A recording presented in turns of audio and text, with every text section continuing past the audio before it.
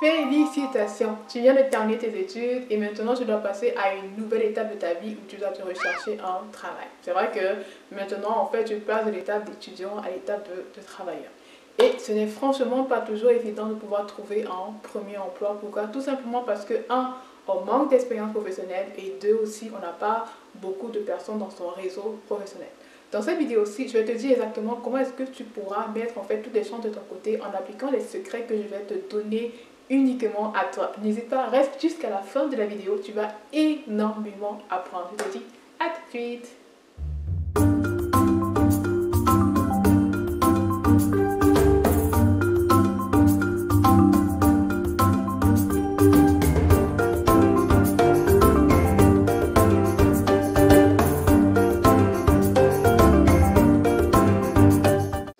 Bonjour, comme je disais tantôt, dans cette vidéo-ci, on va voir ensemble comment est-ce que vous pouvez trouver votre premier emploi. C'est vrai, ce n'est pas toujours évident justement quand on est à la recherche d'un premier emploi. Déjà, comme je disais, on n'a pas d'expérience professionnelle, dont les entreprises sont moins enclins justement à nous recruter parce qu'elles se disent est-ce que cette personne va vraiment nous apporter, va vraiment apporter à l'entreprise. Deuxièmement, est-ce que cette personne va aimer ce qu'elle fait parce qu'elle n'a jamais fait ça. Donc rien ne nous dit qu'elle va vraiment aimer rester longtemps dans cet emploi-là. Donc du coup, en la recrutant justement, on se dit ok, on prend beaucoup de risques finalement. Dans cette vidéo aussi, comme je disais, je vais te partager en fait des clés que moi-même j'ai appliquées pour pouvoir trouver mon premier emploi. Et ces clés que je vais te donner, je les ai partagées avec beaucoup de personnes et beaucoup de personnes se sont rendues compte que tiens, franchement, ça marche. La première clé que je dirais, c'est utilise ton love networking. Bon, c'est vrai que parfois, on a l'habitude de parler du love money, mais moi j'ai sorti le thème de love networking. C'est quoi le love networking? En fait, ton love networking est composé des personnes qui sont autour de toi, qui t'aiment et qui te veulent tellement de bien. Ce sont des personnes comme tes parents, tes beaux-parents, si tu es marié, ta belle famille, tes frères, tes soeurs, en fait, toutes les personnes qui sont autour de toi et qui doivent absolument être au courant que tu es à la recherche d'un emploi. Toutes les personnes de ton love networking, comme moi je les appelle, doivent être au courant que tu es à la recherche d'un emploi. Qu'est-ce que tu recherches comme emploi? Dans quelle entreprise est-ce que tu voudrais aller travailler? Aussi, à quel niveau est-ce que tu te situes au niveau de ta recherche professionnelle? C'est très important en fait que ton love networking soit au courant de tous ces aspects-là. Pourquoi? Je te prends une anecdote. Il y a quelques temps, en fait, il y a une personne qui m'a confié qu'elle cherchait un emploi et elle a postulé dans une entreprise et justement, elle a dit à sa belle-sœur qu'elle avait postulé dans cette entreprise-là.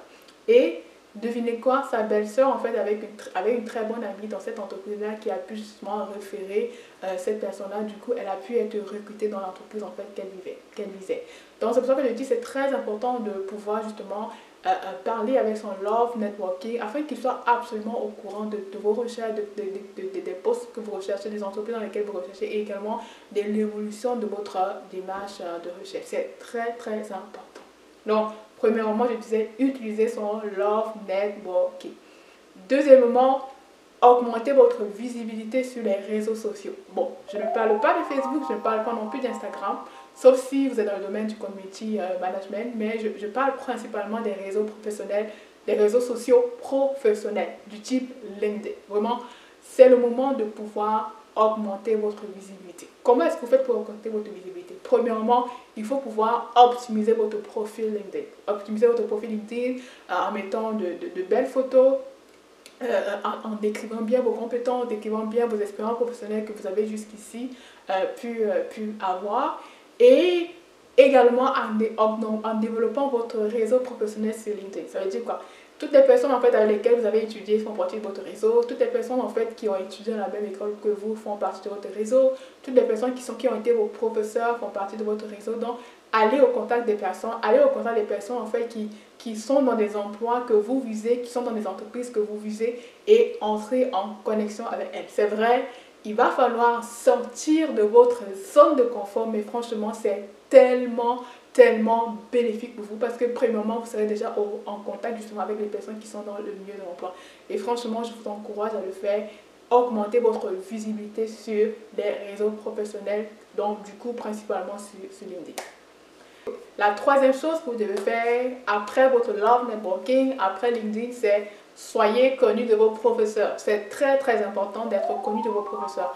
Aujourd'hui, dans la plupart des écoles, en fait, les professeurs ne sont pas seulement professeurs, mais ce sont également des personnes qui sont elles-mêmes dans le milieu de l'emploi. Ça veut dire que soit elles travaillent dans une entreprise à mi-temps, et donc du coup, en fait, elles connaissent beaucoup de personnes qui sont à la recherche, ou bien elles-mêmes sont à la recherche, en fait, de nouveaux employés. Donc, il est très important, en fait, d'être connu de vos professeurs. Pourquoi? Parce qu'en fait, ils peuvent vous mettre en relation soit avec des entreprises qui sont à la recherche, soit avec leurs collègues qui recherchent, ou bien eux-mêmes, en fait, ils sont à la recherche d'un emploi. Je vais vous prendre un exemple. En fait, il y a quelques temps de cela, justement, j'étais en relation avec un très bon professeur. Et du coup, en fait, j'avais eu une très bonne note et c'est comme ça que j'ai pu avoir un entretien dans une entreprise de la place. Donc, il est très important de le faire aussi. Soyez en contact et soyez connu de votre professeur en bien. Je répète vraiment, soyez connu en bien, de manière positive de vos professeurs parce qu'en fait, elles pourront vous référer pour un emploi. La quatrième chose que vous devez faire, c'est d'être au courant de toutes les offres d'emploi qui sont diffusées dans votre école ou dans votre université. Il faut savoir que la plupart des écoles ou des universités en fait ont un espace où justement elles publient toutes les offres d'emploi qui leur parviennent, soit des anciens de l'école ou de l'université, ou soit des recruteurs justement qui sont intéressés à pouvoir recruter des personnes qui sortent de cette école-là.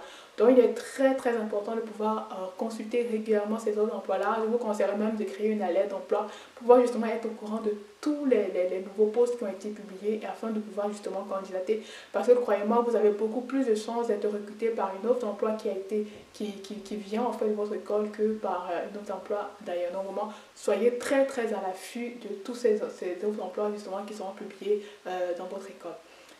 La cinquième chose que je dirais, pensez au Graduate Training Program.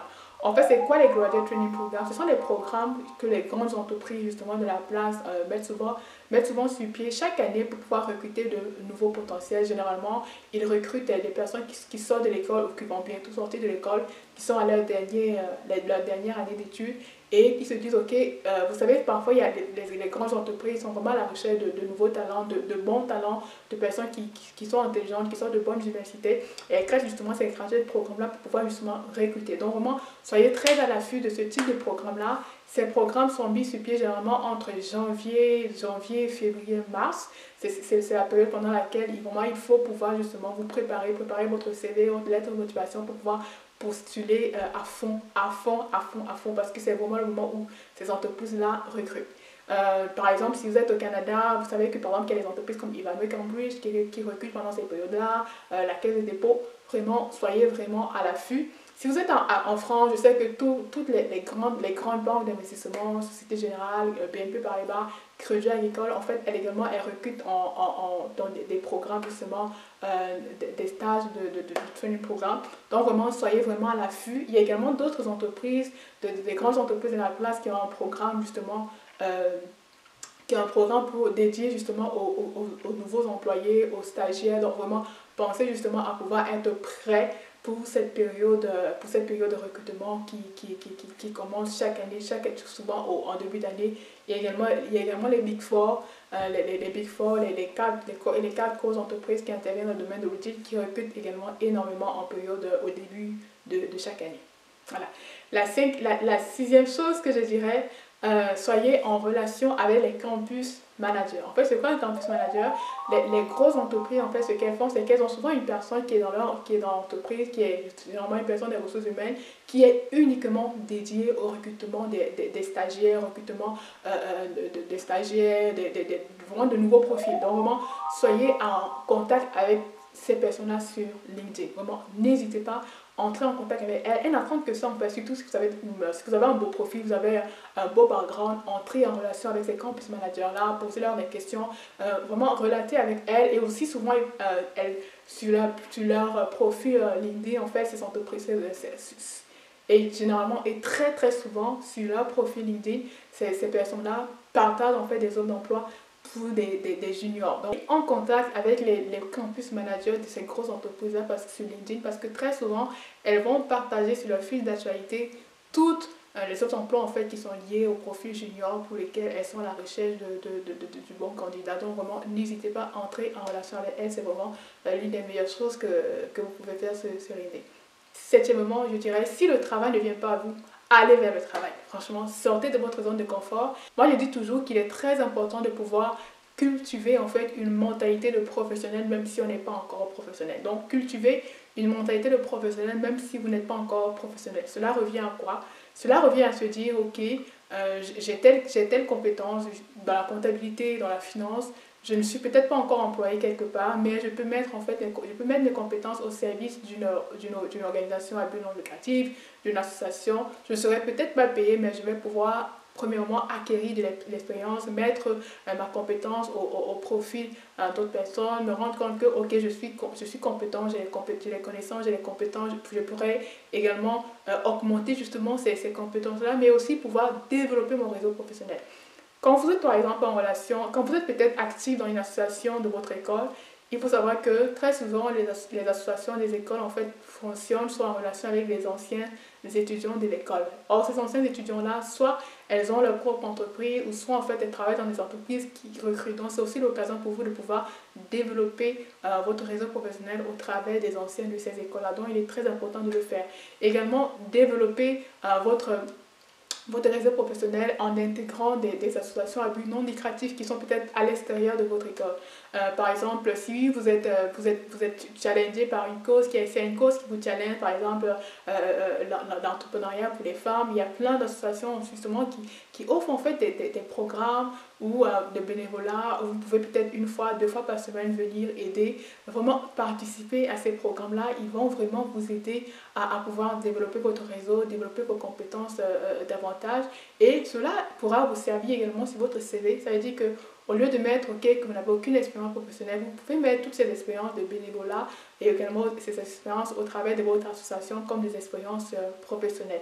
Et ça va également montrer que vous êtes une personne justement qui est capable de travailler, qui est capable justement de se donner, qui est capable qui est capable de donner, de servir les autres, même si c'est gratuitement. Donc c'est vraiment tout à votre avantage. Voilà, j'ai terminé avec tous les secrets que moi je pouvais partager avec vous. Tous ces secrets-là, je les ai appliqués pour ma part et j'ai vu en fait que ça marchait. Si j'ai une seule chose à vous dire, c'est sortez de votre zone de confort, devenez de plus en plus visible, que ce soit au niveau de votre love networking et également au niveau de votre réseau professionnel. Donc voilà, j'ai terminé avec cette vidéo aussi. Donc vraiment, si vous avez apprécié, n'hésitez pas à liker, partager, commenter et dites-moi également s'il y a une autre chose que que j'ai manqué de dire ou que j'aurais pu dire. Partagez-moi votre expérience, partagez-moi votre expérience personnelle. Qu'est-ce qui a marché, qu'est-ce qui n'a pas marché. Franchement, ça va me faire un plaisir de vous écouter. En tout cas, je vous souhaite beaucoup de courage dans votre recherche et vraiment, soyez courageux et sortez de votre zone de confort afin de pouvoir vous faire connaître votre profil et ce que vous êtes capable de pouvoir apporter aux entreprises. Voilà, du courage, bye.